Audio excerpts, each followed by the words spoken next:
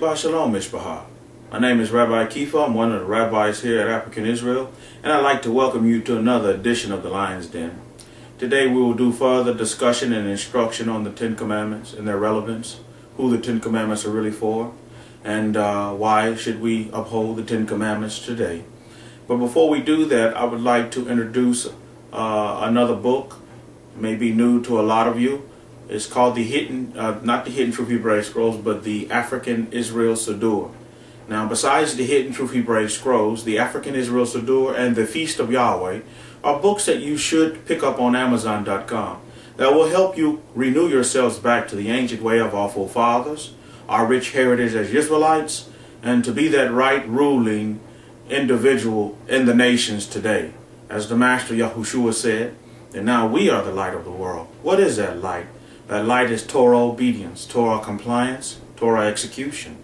And what this book will do, the African Israel Siddur, is it will help you and give you instruction and order on the formality of the Most High and how we go before Him as Israelites in our petitions. What do we literally say in our petitions when we go before the Most High?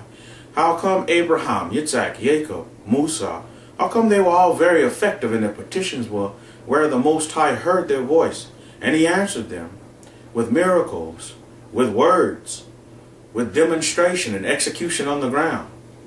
And today in 2014, a lot of us want to see that same execution, that same deliverance, that same mighty right hand of the Most High. And believe me, it's there. So the question is, how come we do not see these things manifested in our lives? The African Israel Siddur will help you come into understanding of that and will teach you on how and instruct you on the petitions to say, when to petition, what time do we petition, how do we petition. It will teach you the format, the formula, the order of the King of all kings and the Master of all masters. So if you do not have this book, I would highly encourage you get it for your understanding. All of you Hebrew Israelites out there who desire to draw near and who desire to obey the will of the Abba. Shabbat Shalom. So when we look and examine the Ten Commandments, we see that the Ten Commandments are mentioned twice in the Tanakh, our Hebrew Tanakh, or within the Torah itself, which is the first 5 books of our scrolls from Genesis to Deuteronomy. Now, the times that we see the Ten Commandments mentioned, we see them mentioned once in Shemuth, or Exodus, chapter 20, starting at verses 1 through 17. And then our second instance where the Ten Commandments are mentioned is in Devarim, is in Deuteronomy, chapter 5, beginning with verse 6 and ending at verse 21. These are the 2 times that the Ten Commandments are mentioned. Nowhere in what you call your New Testament, or the Brit Hakashah, the renewed contract, are the Ten Commandments mentioned in full. The Master Yahushua briefly skims over them, but he doesn't go into detail. Now, I would be remiss as a rabbi and as an instructor, a teacher, as a servant for the Most High, as a emissary for the government of the Most High, which is Torah, without mentioning the Ten Commandments or reading the Ten Commandments to you, so you can have a full understanding of the Ten Commandments from the Hebraic point of view. A lot of you read the Ten Commandments from the King James Version, but I, at this time, would like to take the time to read the Ten Commandments to you from the Hidden Truth Hebraic Scrolls. This would further give you understanding of how important it is to have the information, the Torah, the Tanakh, the renewed contract, written in your own language or transliterated from the ancient language, which is Hebrew, instead of reading Latin and Greek and Old English and trying to get some understanding. When you're a Hebrew Israelite, when you're a Hebrew, the understanding must come from the Hebrew language itself, correct? So let's look at the Ten Commandments. Now what I'll do is I'll read you the Ten Commandments. We'll read them from Deuteronomy chapter 5, starting at verse 6. And for context, we'll go to Deuteronomy chapter 5, starting at verse 6, and we'll read all the way for instruction to verse 22. Okay? So when we look at Deuteronomy, Devarim chapter 5, starting at verse 6, we'll actually read the Ten Commandments. Elif. I am Yahweh your power, which brought you out of the land of Mitzrayim, out of Egypt, from the Bayeth, from the house of slavery. Bet. You shall have no other powers before me. You shall not make any graven image or any likeness of anything that is in the Shemaim above, or that is in the earth beneath, or that is in the Ma'im, the water beneath the earth. You shall not bow down yourself to them nor serve them, for I, Yud-Heh-Wah-Heh, Yahweh your power, am a jealous El, a jealous power, visiting the iniquity of the Avot, of the fathers, upon the children of the third and fourth generation of them that hate me, and showing loving kindness to thousands of them that love me and keep my commandments. Gimel.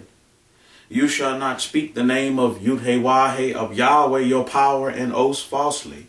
Yud-Heh-Wah-Heh will not hold him guiltless. Yahweh will not hold him guiltless who takes his name and falsifies it or empties it by replacing it with another name.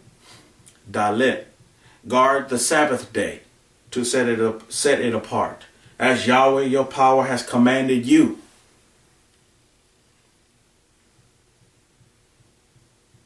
Verse 13.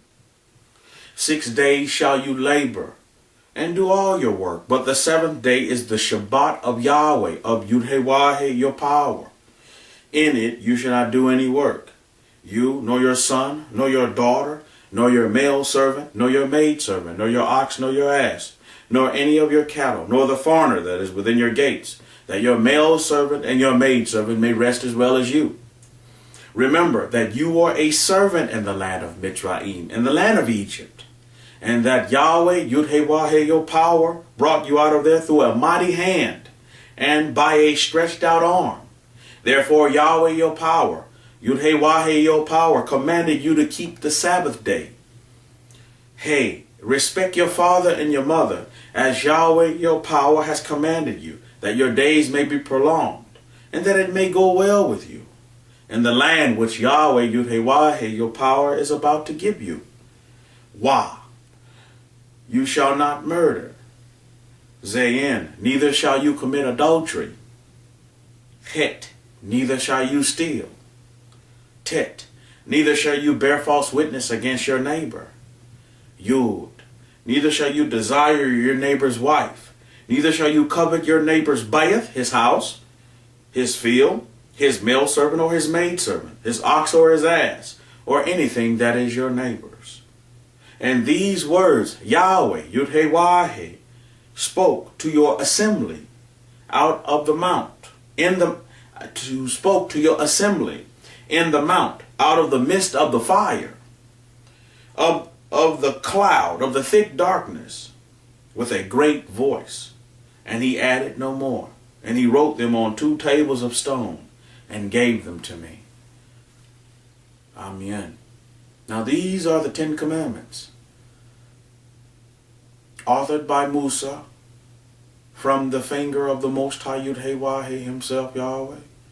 Through the voice, you've heard it through the voice, the great voice of the Abba himself. So it would behoove us not to take these 10 commandments lightly as Israelites. We know not a lot of the nations have. They have adopted the 10 commandments and have taken them very lightly. But understand this, Hebrew Israelites. The Most High spoke these 10 commandments. What other time in history has the power, the creator of the heavens and the earth, that same power that breathed into your nostrils, spoke to you and you lived? If you read the rest of if you go on and read the rest of Devarim, Deuteronomy chapter 5, you'll understand that the people, the Hebrew Israelites, feared the voice of the Most High. And they told Musa, you go speak to the Most High, and we'll follow and do whatever you say. This is the only time in recorded history that the creator of the heavens and earth has spoken to a people, the Israelites. So when we begin to look at these 10 commandments, we understand that they were for only one group of people. And that group of people are the Israelites. Are the Israelites. Is, are, was, were, been, and will be the Israelites. You must understand this going forward. Now, can anyone become part of Israel, part of the Israelite way? Absolutely you can. But the onus and the importance that you understand is that these 10 commandments are for the Hebrew people.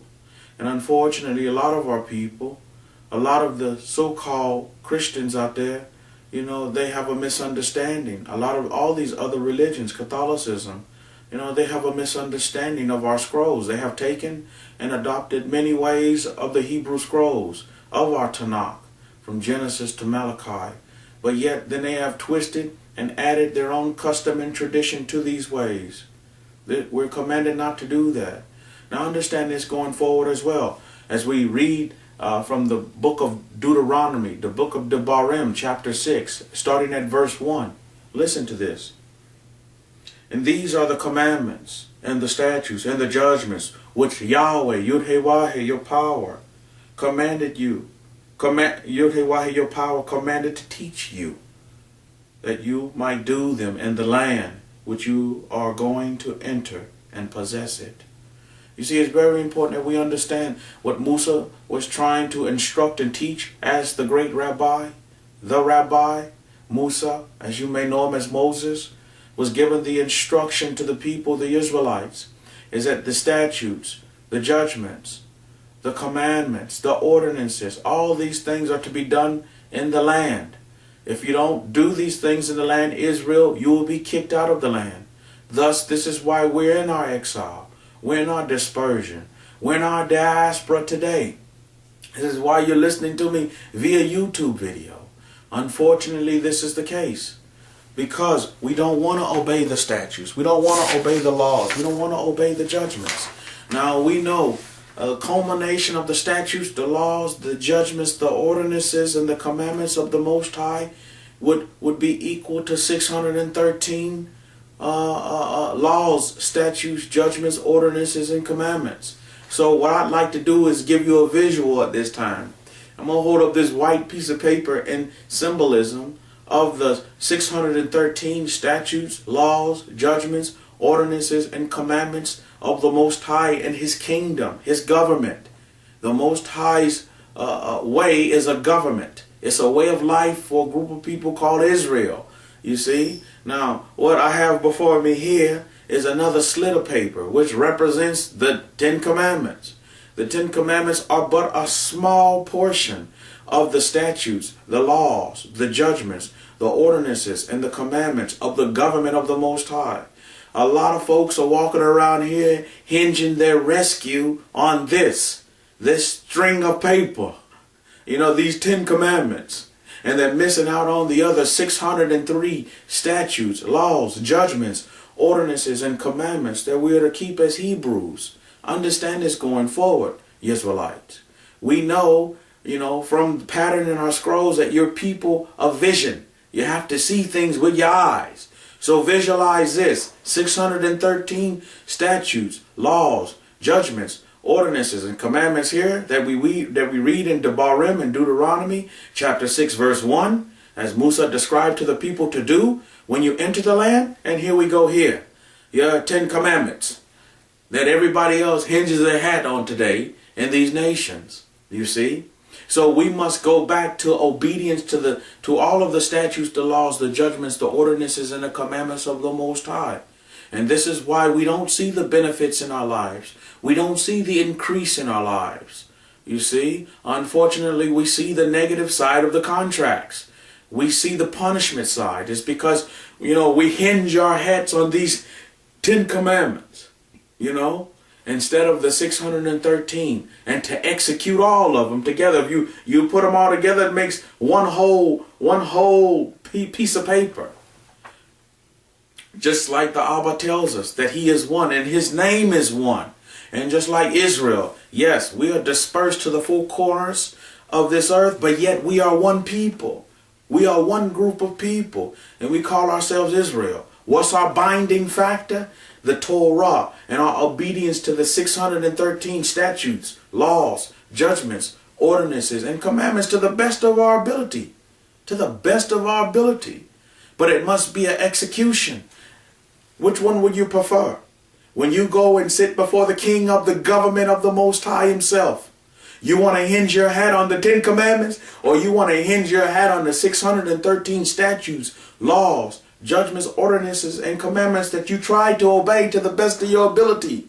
with the instruction you were given. Whoever your teacher is, whoever your rabbi is, your more, who you sit under his feet for instruction on the what? Torah. Not on 10 commandments, but on the Torah. The 613 statutes, laws, judgments, ordinances, and commandments. The Master Yahushua said it himself. What does the law of Moses say? What does the law of Musa say? Here it is. The law of Musa. The 613 statutes, laws, judgments, ordinances, and commandments. Not 603, not 10. All of them together. It's a culmination, Hebrew Israelites. Again, I am Rabbi Kifa, one of the rabbis here at African Israel. And I'd like to say Shabbat Shalom to you.